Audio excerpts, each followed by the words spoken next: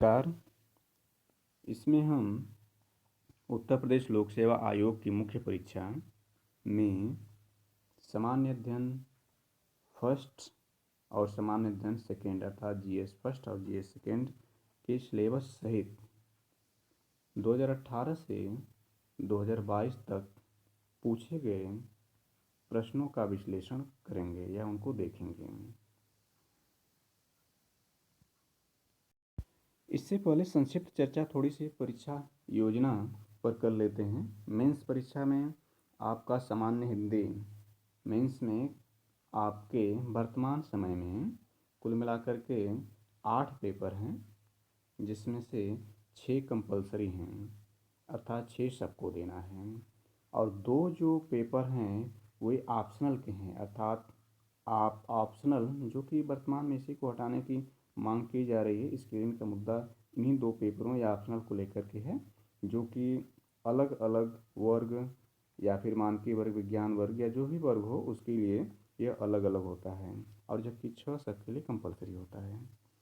तो परीक्षा योजना का स्वरूप वर्तमान में यह है कि कुल 1600 मार्क्स की यह परीक्षा है, जिसमें 1500 डायरेक्ट पेपर से हैं और 100 नंबर का इंटरव्यू है। इन 1500 पेपर में सामान्य हिंदी 150 मार्क्स की, निबंध 150 मार्क्स का, और चारों जीएस जो 4 जीएस आपके GS first second third fourth हैं प्रत्येक 200 मार्क्स का अर्थात 800 का यह हो गया और 300 का यह हो गया, यानी 1100 यहाँ से आपके हो गए। और इसके बाद जो ऑप्शनल है जो सबके लिए अलग अलग होता है ऑप्शनल, वो भी प्रत्येक उसके 2 पेपर होते हैं और प्रत्येक पेपर 200 का होता है। कहने का मतलब हुआ कि ऑप्शनल भी 400 का हुआ। 400 का ये हुआ, 1100 हुआ, 1500 हो गया और 100 नंबर का इंटरव्यू है। कुल मिलाकर 1600 मार्क्स आपके मेंस की परीक्षा योजना वर्तमान स्वरूप समय में है। और यदि 2023 से ऑप्शनल को हटाया भी जाता है तो भी ये संभावना बनी रहेगी कि यह परीक्षा योजना 1600 मार्क्स की ही रहेगी, अर्थात जो ऑप्शनल की जगह सब्जेक्ट रखा जाएगा या विषय रखा जाएगा, हो सकता है यूपी स्पेशल या कुछ और चीज़ उसमें जोड़ करके 400 मार्क्स का यथावत रखा जाए और वह 1600 बना रहेगा। हालांकि ये तो भविष्य की बात है, जैसा भी होगा उस प्रत्यक्ष रूप से सामने प्रकट होगा। हालांकि हम जो अब तक हुआ है उसके बारे में चर्चा करते हैं, जो हमारे सामने मौजूद है उसके बारे में चर्चा करते हैं। तो सबसे पहले GS first paper, GS first का सामान्य अध्ययन फर्स्ट का सिलेबस देखते हैं कि आयोग द्वारा क्या सिलेबस निर्धारित है। फिर इसके बाद हम 2018 से 2022 तक की परीक्षाओं में पूछे गए प्रश्नों पर चर्चा करेंगे। सामान्य अध्ययन फर्स्ट या जीएस फर्स्ट में पहली टॉपिक इसकी है भारतीय संस्कृति के इतिहास में प्राचीन काल से आधुनिक काल तक की कला, प्रारूप, साहित्य एवं वास्तुकला के महत्वपूर्ण पहलू। दूसरा है आधुनिक भारतीय इतिहास 1757 ईस्वी से 1947 ईस्वी तक, महत्वपूर्ण घटनाएं, व्यक्तित्व एवं समस्याएं आदि। तीसरा है स्वतंत्रता संग्राम से इसके विभिन्न चरण और देश के विभिन्न भागों से इसमें अपना योगदान देने वाले महत्वपूर्ण व्यक्ति और उनके योगदान। और चौथा टॉपिक है स्वतंत्रता के पश्चात देश के अंदर एकीकरण और पुनर्गठन 1965 तक। प्रथम 4 टॉपिक भारतीय इतिहास से संबंधित है प्रत्यक्ष रूप से, और यह आपकी modern history, Indian modern history से संबंधित है। पांचवी टॉपिक इसका देखते हैं। पांचवी टॉपिक विश्व इतिहास संबंधित है। विश्व के इतिहास में 18वीं सदी से 20वीं सदी के मध्य तक घटनाएं जैसे फ्रांसीसी क्रांति 1789, औद्योगिक क्रांति, विश्व युद्ध, राष्ट्रीय सीमाओं का पुनः सीमांकन, उपनिवेशवाद की समाप्ति, राजनीतिक दर्शन शास्त्र जैसे साम्यवाद, पूंजीवाद, समाजवाद, नारीवाद, फासीवाद इत्यादि के रूप में और समाज पर उनके प्रभाव इत्यादि शामिल होंगे। छठा है भारतीय समाज और संस्कृति की मुख्य विशेषताएं। सातवां है महिलाओं की समाज और महिला संगठनों में भूमिका, जनसंख्या तथा संबंध समस्याएं, गरीबी और विकासात्मक विकास, शहरीकरण और उनकी समस्याएं, उनके रक्षोपाय। और आठवां है उदारीकरण, निजीकरण, वैश्वीकरण का अभिप्राय और उनका भारतीय समाज की अर्थव्यवस्था, राज्य व्यवस्था, समाज संरचना पर प्रभाव। और 9वां सामाजिक सशक्तिकरण, सांप्रदायिकता, क्षेत्रवाद और धर्मनिरपेक्षता। और 10वां इसकी टॉपिक है, 10वीं टॉपिक जो है वह है विश्व के प्रमुख प्राकृतिक संसाधनों का वितरण। यानी ये विश्व भूगोल हो गया आपका। जल, मिट्टियाँ एवं वन दक्षिण एवं दक्षिण पूर्व एशिया में यानी भारत के संदर्भ में। भौतिक भूगोल की प्रमुख विशेषताएं भूकंप, सुनामी, ज्वालामुखी क्रियाएं, चक्रवात, समुद्र जलधाराएं, पवन एवं हिमसरिताएं। भारत के सामुद्रिक संसाधन, उनकी संभाव्यता, मानव प्रवास, विश्व की शरणार्थी समस्या, भारत उपमहाद्वीप के संदर्भ में अर्थात भारतीय उपमहाद्वीप के संदर्भ में। और 14वां है सीमाएं, भारत उपमहाद्वीप के संदर्भ में। और 16वां और 17वां यूपी स्पेशल संबंधित होगा। उत्तर प्रदेश का विशेष ज्ञान, इतिहास, संस्कृति, कला, साहित्य, वास्तुकला, त्यौहार, लोक नृत्य, साहित्य, प्रादेशिक भाषाएं, धरोहरें, सामाजिक रीति रिवाज एवं पर्यटन। और 17वां उत्तर प्रदेश का विशेष ज्ञान में है भूगोल, मानव एवं प्राकृतिक संसाधन, जलवायु, मिट्टियाँ, वन्यजीव, खदान और खनिज, सिंचाई के स्रोत। ये आपका जीएस फर्स्ट या सामान्य अध्ययन फर्स्ट जो कंपलसरी है उसका सिलेबस रहा। अब देखते हैं 2018 से 2022 तक लोक सेवा आयोग की मुख्य परीक्षाएं पूछे गए प्रश्नों पर चर्चा कर लेते हैं। ये सामान्य अध्ययन फर्स्ट है, अधिकतम मार्क्स 200 का है, समय 3 घंटे अलाउड होता है। और इसमें जो लिखा है उसको आप देख सकते हैं।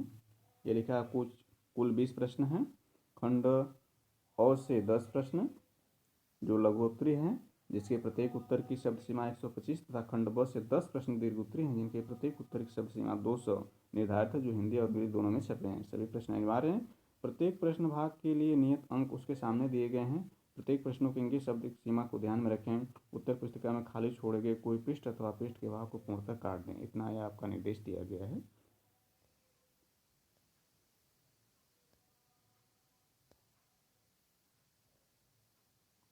जिसका पालन करना अनिवार्य है।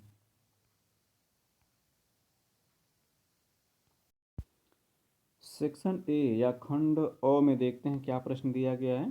पहला आपका है सरदार वल्लभ भाई पटेल की भारतीय रियासतों के विलीनीकरण में भूमिका को स्पष्ट कीजिए। दूसरा है विश्व शांति स्थापना में बौद्ध साहित्य की भूमिका का वर्णन कीजिए। तीसरा महात्मा गांधी भारतीय राजनीति के मध्यम मार्गी दृष्टिकोण का प्रतिनिधित्व करते हैं, तर्कपूर्ण व्याख्या कीजिए।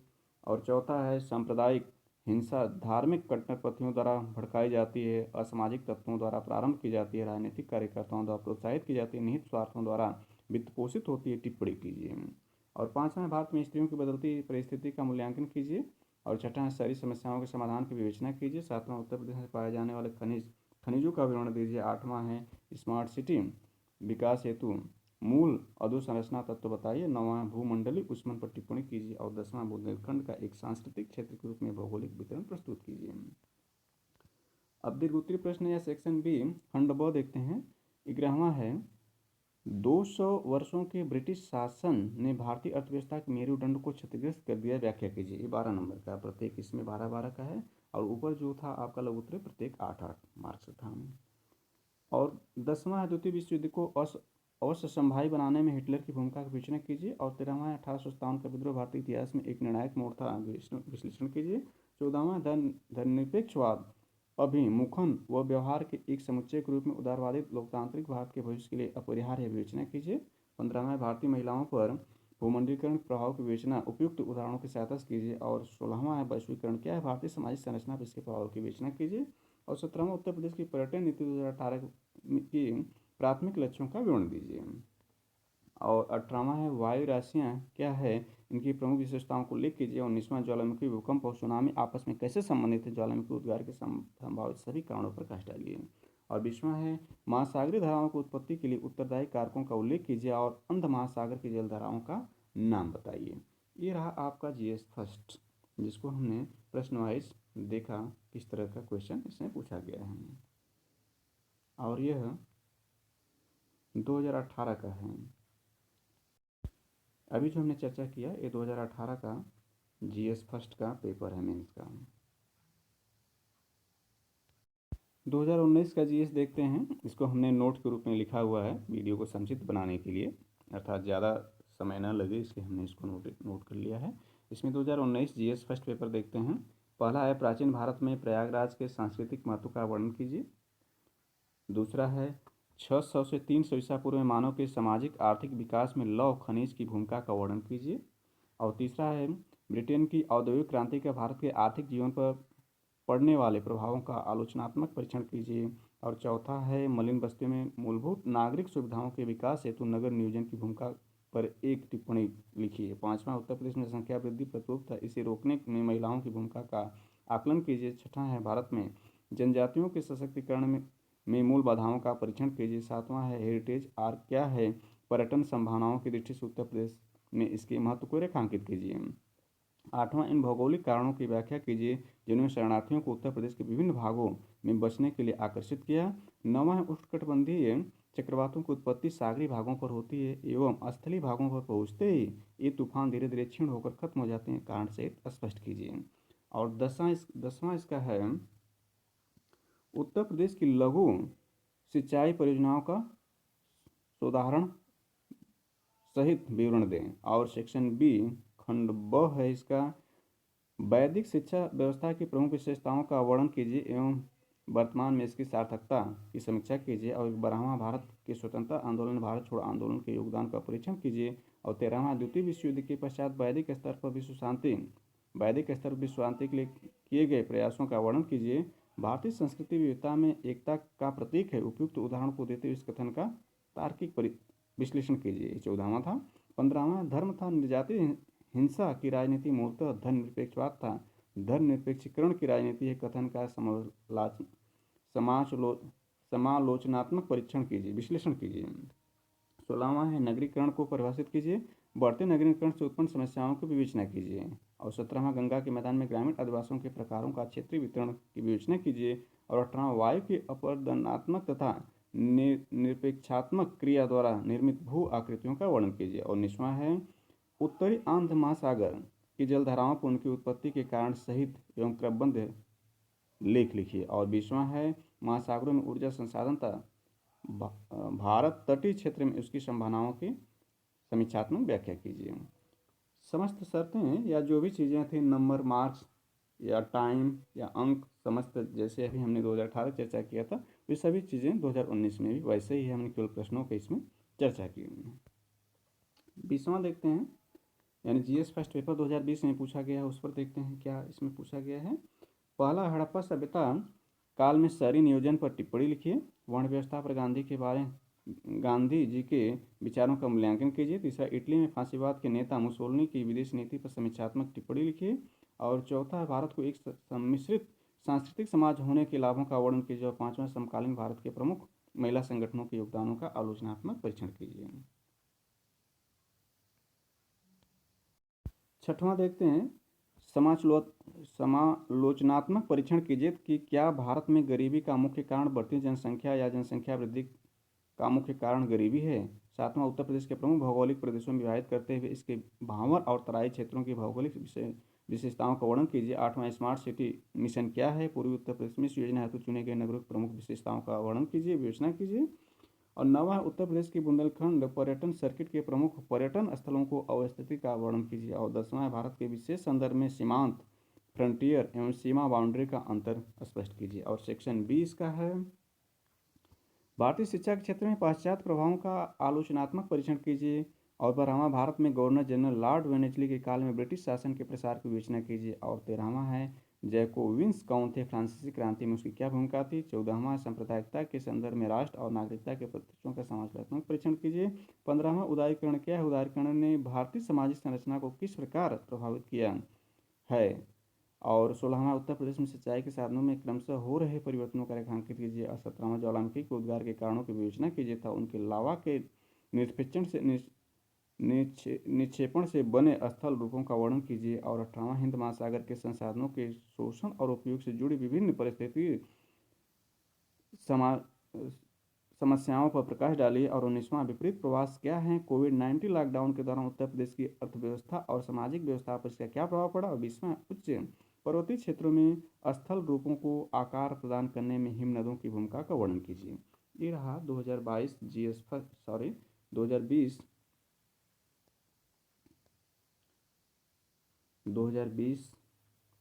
जीएस फर्स्ट पेपर का हमने यहाँ पर देखा, जो कि पूर्व की भांति समस्या टेस्ट में भी है। और नेक्स्ट है 2021 का हम देखते हैं कि किस तरह का GS first paper, GS Uttar Pradesh लोक सेवा आयोग की मुख्य परीक्षा जीएस फर्स्ट 2021 में किस तरह के प्रश्न पूछे गए हैं, इस पर हम चर्चा करते हैं। इसमें आपका पहला क्वेश्चन है, वैदिक साहित्य में वर्णित भारत की भौगोलिक विशेषताओं का वर्णन कीजिए। दूसरा, उत्तर प्रदेश के क्रांतिकारियों का भारतीय स्वतंत्रता संघर्ष में योगदानों का मूल्यांकन कीजिए। तीसरा, औद्योगिक क्रांति केवल तकनीकी क्रांति ही नहीं अपितु सामाजिक एवं आर्थिक क्रांति भी थी, जिसने लोगों के जीने का ढंग परिवर्तित कर दिया। टिप्पणी कीजिए।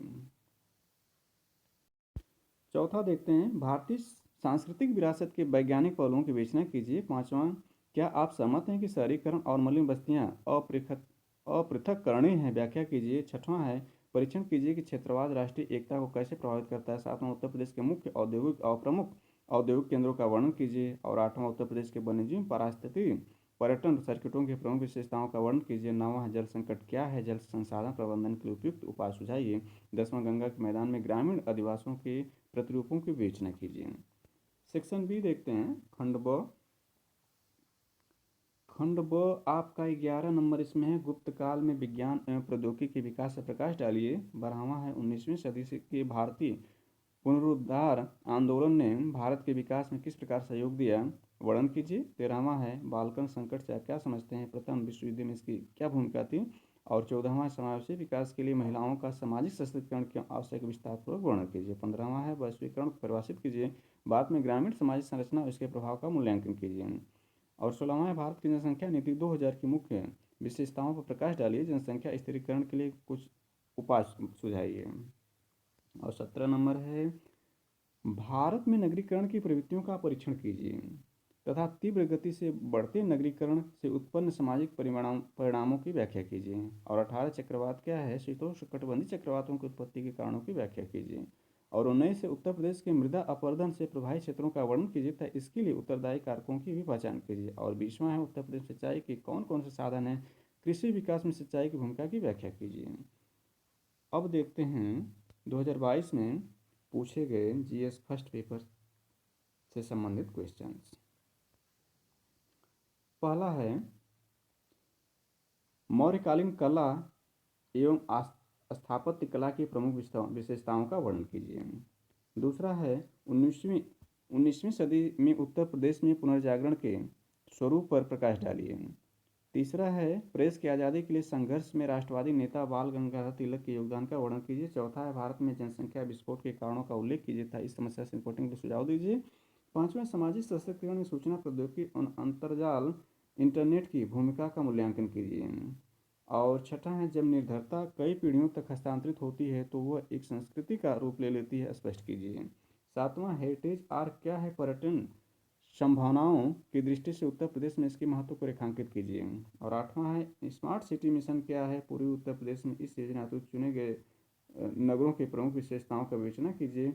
और 9वां, उत्तर प्रदेश की सिंचाई परियोजनाओं का सोदाहरण सहित विस्तृत विवरण दीजिए। और 10वां, उत्तर प्रदेश में मनाने जाने वाले विभिन्न त्योहारों का उल्लेख कीजिए। और सेक्शन बी देखते हैं, गुप्त काल को प्राचीन भारतीय इतिहास का स्वर्ण युग क्यों कहा जाता है। और 12वां है, भगत सिंह द्वारा प्रतिपादित क्रांतिकारी दर्शन पर प्रकाश डालिए। और 13वां है, प्राचीन भारतीय ज्ञान के उन बिंदुओं का स्पष्ट कीजिए जिनके आधार पर भारत को विश्वगुरु अभिहित किया गया। और 14वां, भारतीय समाज में निरंतरता में परिवर्तन के कारकों पर प्रकाश डालिए। 15वां है, वैश्वीकरण और निजीकरण की परिभाषित कीजिए, इन दोनों की उद्देश्यों पर प्रकाश डालिए। और 16वां है, जाति गठजोड़ धर्मनिरपेक्ष तथा राजनीतिक कारकों से उत्पन्न होता है, न कि आदिम पहचान है, चर्चा कीजिए। और 17वां है, उष्णकटिबंधीय चक्रवातों की उत्पत्ति के कारण संरचना तथा संबंधित मौसम का वर्णन कीजिए।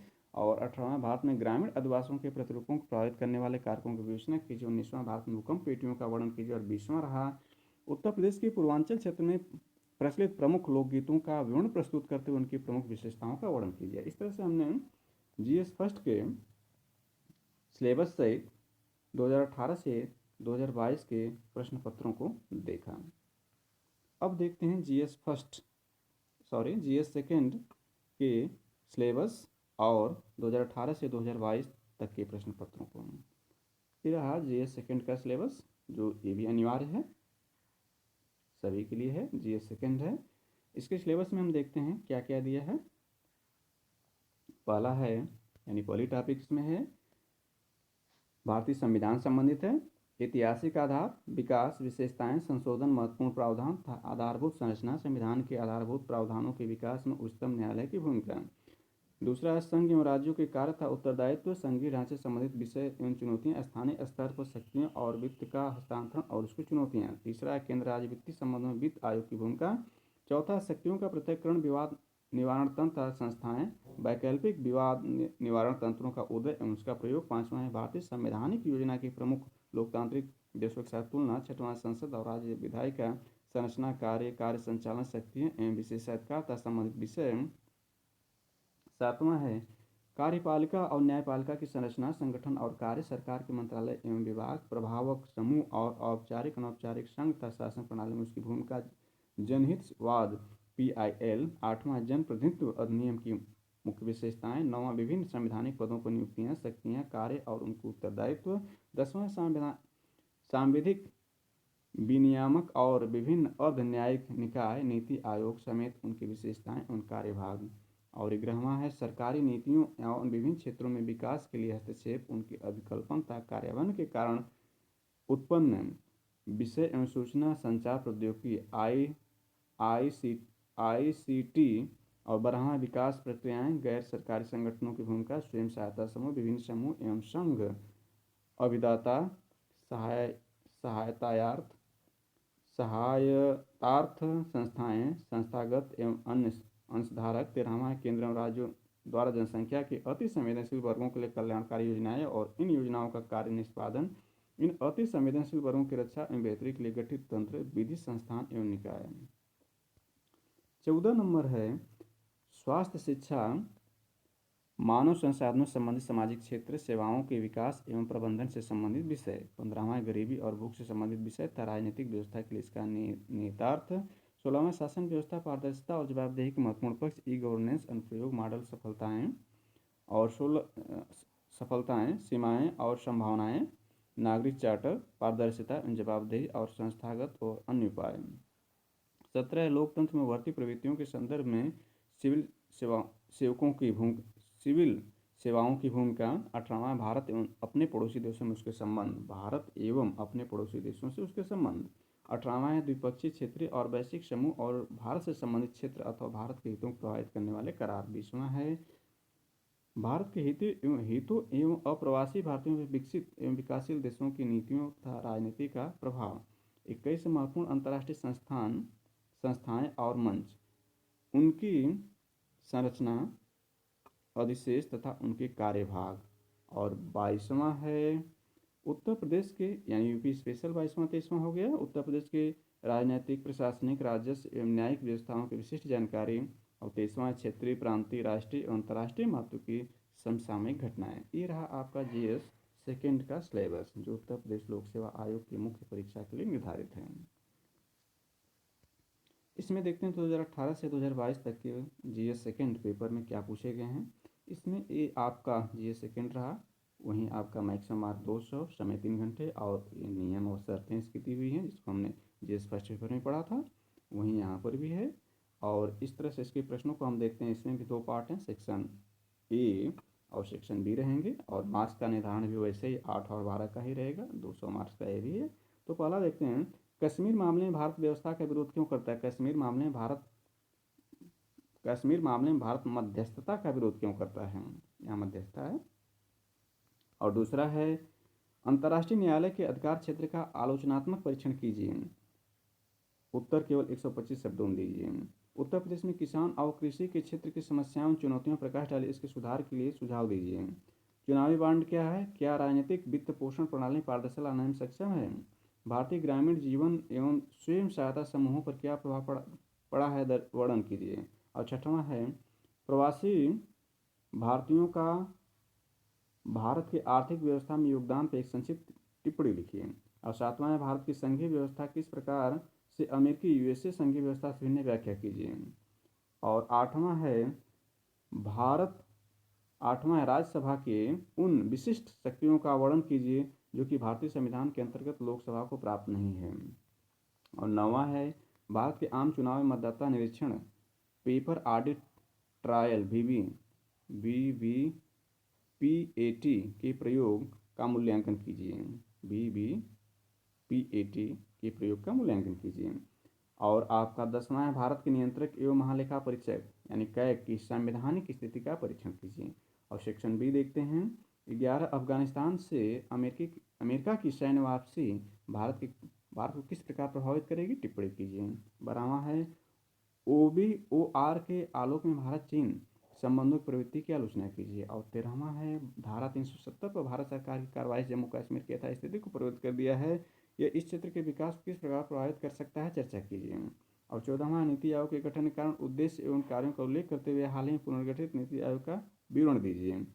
और आपका 15 है गरीबी एवं भुखमरी संबंधित मुख्य मुद्दे क्या हैं। और 16 है ई गवर्नेंस को स्पष्ट कीजिए, ई गवर्नेंस की विशेषता में लाभ का उल्लेख कीजिए, इसके सम्मुख मुख्य चुनौतियां क्या हैं। और 17/2019 के मानसून सत्र के संसद में आतंक विरोधी कानून और सूचना के अधिकार में संशोधन किया गया, इन संशोधनों के फलस्वरूप क्या महत्वपूर्ण बदलाव लाए गए हैं, विश्लेषण कीजिए।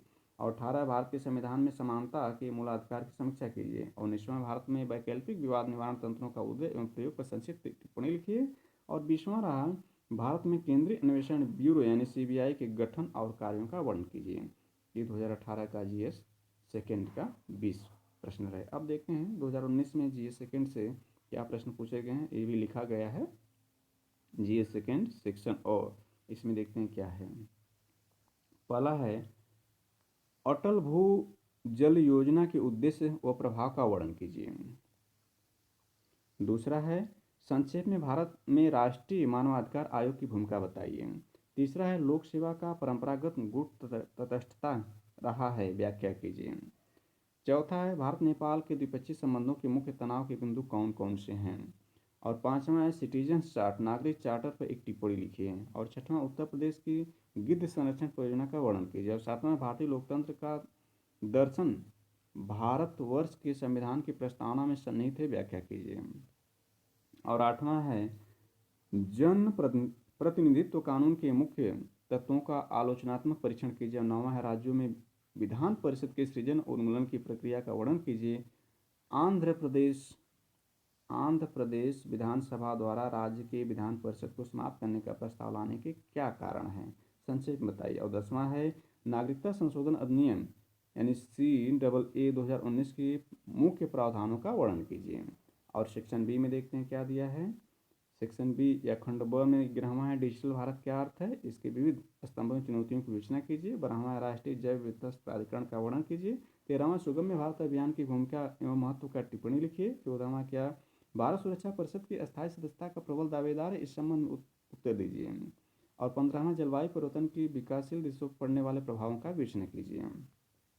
और आपका 16 है USA और ईरान के मध्य हालिया तनाव के क्या कारण है, इस तनाव का भारत के राष्ट्रीय हितों पर क्या प्रभाव पड़ेगा, भारत की इस परिस्थिति से कैसे निपटना चाहिए, विवेचना कीजिए। और 17 है बोडो समस्या से आप क्या समझते हैं, क्या बोडो शांति समझौता 2020 असम में विकास और शांति सुनिश्चित करेगा, मूल्यांकन कीजिए। और 18वां आधारभूत ढांचे का सिद्धांत से आप क्या समझते हैं, भारतीय संविधान के लिए इसके महत्व का विश्लेषण कीजिए। और 19 से भारत में प्रधानमंत्री की उभरती भूमिका का वर्णन कीजिए 19। और 20वां है भारत के संविधान में जीवन के अधिकार की समीक्षा कीजिए।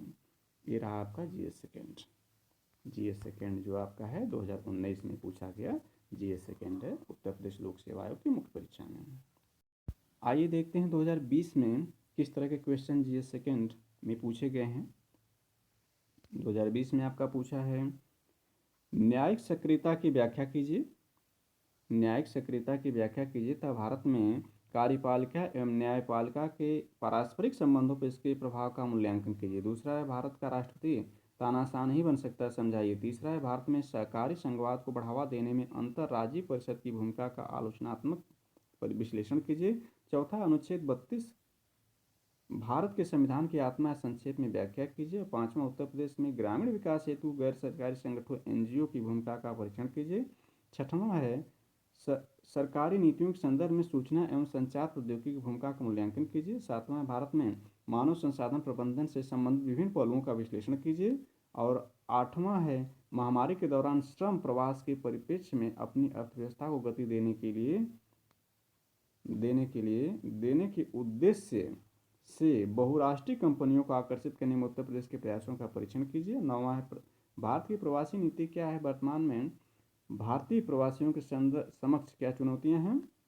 10वां है भारत अमेरिका 2+2 मंत्रिस्तरीय संवाद पर टिप्पणी कीजिए। और सेक्शन बी देखते हैं, लोकहित का प्रत्येक मामला लोकहितवाद का मामला नहीं होता, मूल्यांकन कीजिए। 12वां है एक संस्था के रूप में चुनाव आयोग द्वारा वर्तमान में किन किन समस्याओं का सामना किया जा रहा है उसके समाधान का उल्लेख कीजिए। और 13वां, वित्त आयोग के क्या कार्य हैं, राजकोषीय संघवाद में इसकी उभरती भूमिका की समीक्षा कीजिए।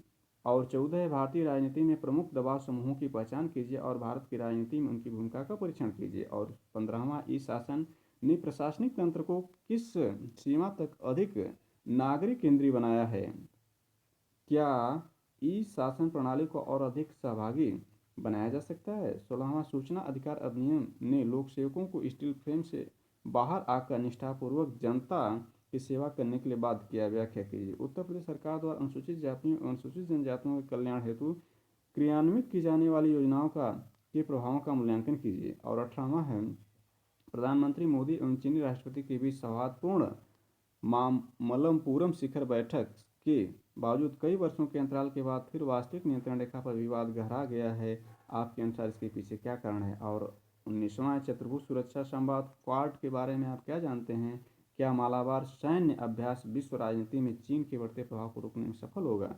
और 20वां और आखिरी है 2020 का जीएस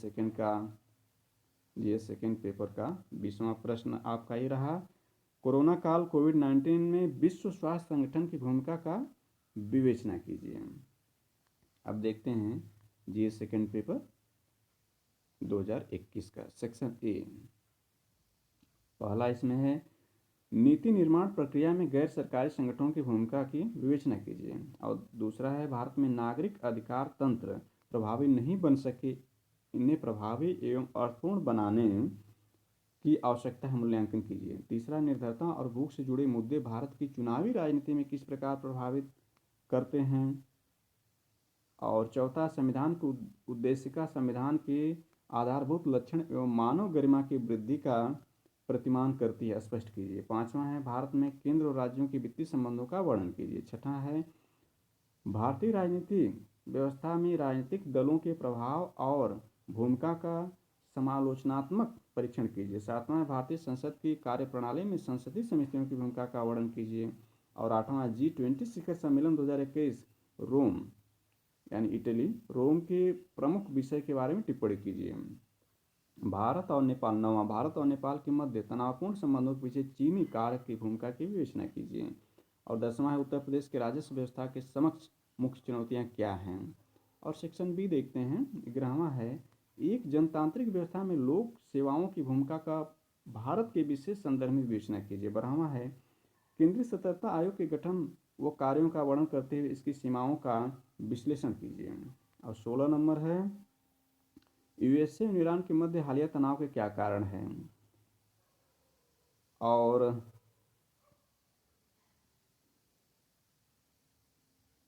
12 के बाद 13 है महात्मा गांधी राष्ट्रीय ग्रामीण रोजगार गारंटी अधिनियम ग्रामीण गरीबों की गरीबी कम करने का अधिकार देता है, टिप्पणी कीजिए।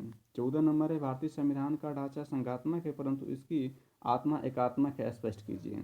15 नंबर है उन मुख्य उपायों की विवेचना कीजिए जिनके द्वारा भारतीय संसद कार्यपालिका पर नियंत्रण करती है। और 16वां है भारत में पंचायती राज व्यवस्था की सफलताओं को सीमित करने वाली समस्याओं का विश्लेषण कीजिए। इन समस्याओं का सामना करने में 73वां संवैधानिक संशोधन कितना सफल रहा है। और 17वां है सार्वजनिक धन के संरक्षक के रूप में भारत के नियंत्रक एवं महालेखा परीक्षक यानी कैग की भूमिका का परीक्षण कीजिए। और 18वां है आर्कटिक परिषद की संरचना एवं कार्यकरण पर एक संक्षिप्त टिप्पणी लिखिए। और 19वां अफगान में भारत के सॉफ्ट पावर राजनयन के कारणों का मूल्यांकन कीजिए। और 20वां व अंतिम है 2021 जीएस सेकेंड पेपर का यानी उत्तर प्रदेश लोक सेवा आयोग के मुख्य परीक्षा के जीएस सेकेंड के 2021 का 20वां प्रश्न यह है, अब्राहम समझौता पश्चिम एशिया की राजनीति में एक नई शुरुआत है, व्याख्या कीजिए। अब 2022 के पेपर को देखते हैं कि 2022 जीएस सेकेंड में क्या पूछा गया, यानी उत्तर प्रदेश लोक सेवा आयोग द्वारा 2022 की मुख्य परीक्षा में जीएस सेकेंड से संबंधित क्या प्रश्न पूछे गए, इस पर चर्चा करते हैं। पहला इसमें ई गवर्नेंस से संबंधित उमंग योजना की मुख्य विशेषताएं बताइए। दूसरा है गरीबी और भूख के मूल कारण क्या हैं, इनको दूर करने के लिए क्या सरकारी नीतियां लागू की गई हैं। तीसरा है नीति निर्माण प्रक्रिया में गैर सरकारी संगठनों की भूमिका का विवेचना कीजिए। चौथा भारत के संविधान में अनुच्छेद 21 की परिधि में कौन कौन से अधिकार शामिल हैं। और पाँचवा है पाँचवा है राज्य के मुख्यमंत्री और राज्यपाल के कार्यों एवं संबंधों पर विचार कीजिए। और छठवां है केंद्र राज्य वित्तीय संबंधों में वित्त आयोग की भूमिका का समालोचनात्मक परीक्षण कीजिए। और सातवां है लोक अदालतों ने भारतीय विधिक प्रणाली में परिवर्तन लाने के में उत्प्रेरक की भूमिका निभाई, स्पष्ट कीजिए। और आठवां है ऊर्जा सुरक्षा का प्रश्न, भारत की आर्थिक प्रगति एवं सर्वाधिक महत्वपूर्ण भाग है पश्चिम एशियाई देशों के साथ भारत की ऊर्जा नीति सहयोग का विश्लेषण कीजिए। और नौवां है रूस यूक्रेन संघर्ष के कारणों की विवेचना कीजिए। और 10वां है भारत नेपाल के मध्य विवादास्पद मामले कौन से हैं, इसकी विवेचना कीजिए। सेक्शन बी देखते हैं। 11वां नंबर स्वयं सहायता समूहों की चुनौतियों की विवेचना कीजिए, इसको प्रभावकारी एवं लाभकारी बनाने के साधन क्या हैं। और 12वां है उत्तर प्रदेश सरकार द्वारा संचालित मिशन शक्ति कार्यक्रम के उद्देश्य का वर्णन करते हुए बताइए कि यह अपने उद्देश्यों की प्राप्ति में कहाँ तक सफल है। और 13वां नीति आयोग के उद्देश्यों और संरचना की व्याख्या कीजिए, इसकी महत्वपूर्ण उपलब्धियां क्या हैं।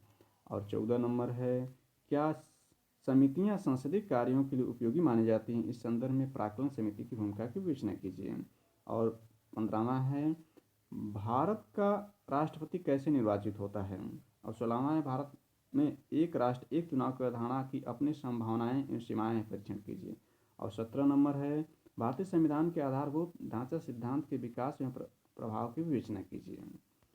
और 18 नंबर देखते हैं, अंतिम 3 प्रश्न हैं 2022 के। 18 आपका है यूपी स्पेशल है, उत्तर प्रदेश की प्रशासनिक व्यवस्था की समस्याओं सुधारों पर एक आलोचनात्मक टिप्पणी लिखिए। और 19 नंबर है भारत और अमेरिका के बीच विवाद और सहयोग के क्षेत्र के यहाँ चर्चा कीजिए।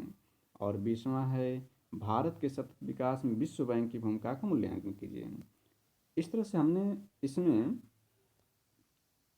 देखा जीएस फर्स्ट यानी उत्तर प्रदेश लोक सेवा आयोग या यूपीपीएससी की मुख्य परीक्षा में पूछे गए जीएस फर्स्ट और जीएस सेकेंड के 2018 से 2022 तक के प्रश्नों को हमने देखा। साथ ही जीएस फर्स्ट और जीएस सेकेंड के सिलेबस को भी हमने देखा। धन्यवाद इसको सुनने और देखने के लिए आप सभी लोगों का धन्यवाद।